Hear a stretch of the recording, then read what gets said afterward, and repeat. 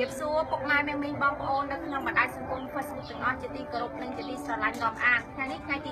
11ខែធ្នូឆ្នាំ2016នាងខ្ញុំបងប្រុសសុភ័ក្រដែលជាលេខារបស់គណៈបក្សសង្គ្រោះជាតិប្រចាំនៅខេត្តកែបដែលបានធ្វើដំណើរដ៏វែងឆ្ងាយដើម្បីយកនាំ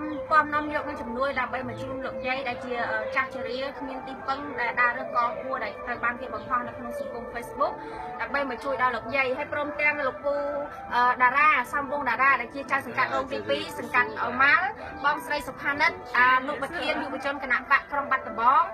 បងប្រុសសារ៉ាត់ដែលជាប្រធានយុវជន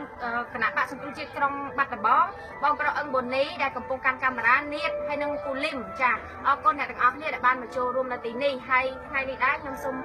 ក្នុងនាមជាម្ចាស់ផ្ទះក្នុងខេត្តបាត់ដំបង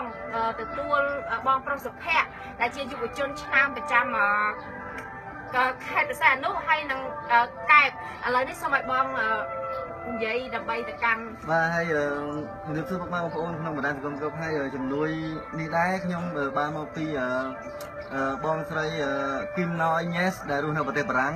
ជាមួយនឹងបងស្រីម៉ាលីតាន់ដែលរស់នៅទីក្រុង Stockton California សហរដ្ឋអាមេរិក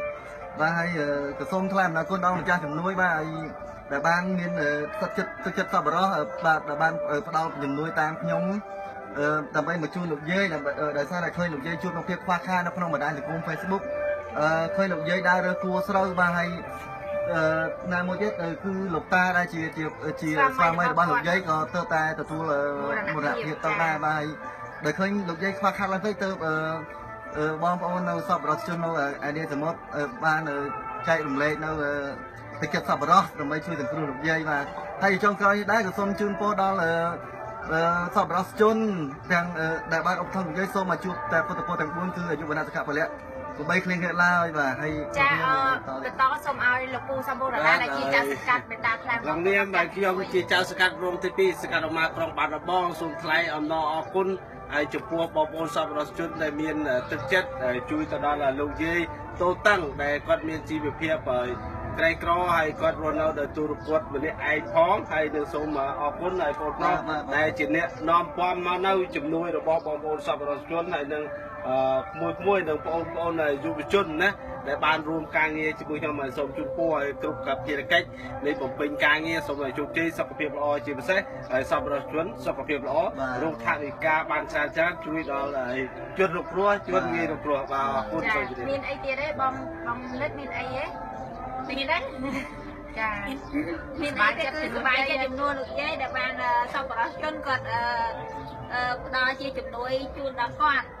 ចាតែមិនមានតែប៉ុណ្្នឹងទេសូមអរគុណតែមែនចាសូមជូនពរដល់ម្ចាស់ជំនួយទាំងអស់ដែលបានខំមកលោកយាយសូមឲ្យជួបតែសំណាងល្អសុខភាពរឹងមាំដល់គ្នាដើម្បីទ្រទ្រង់នឹងការពារនៅប្រទេសជាតិយើងតទៅមុខទៀតសូមអរគុណចាឥឡូវនេះថវិកាទាំងអស់មានចំនួន$100ណាបងណាតែអញ្ចឹងទៅទិញអីវ៉ាន់អស់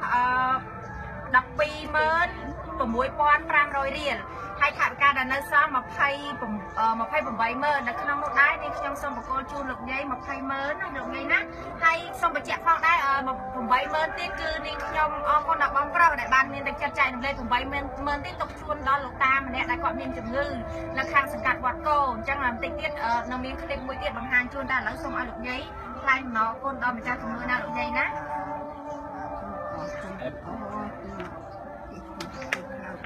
លើកតិចមកនិយាយលោកសុខសប្បាយទាំងអស់គ្នាបានពុកអីសុខអីចាអរគុណគុំពុទ្ធប្រធានប្រសងឲ្យអនុញ្ញាតចាសាធុសាធុយាយចានេះខ្ញុំក៏សូមអរគុណដល់ម្ចាស់ជំនួយទាំងអស់ហើយចង់បញ្ចប់សូមជូនពរឲ្យលោកទាំងអស់គ្នាទទួលបានសុខភាពល្អសំណាងល្អរកគ្រប់ទីមានបានគ្រប់គ្នាពេលនេះសូមអរគុណនិងសូមជម្រាបលា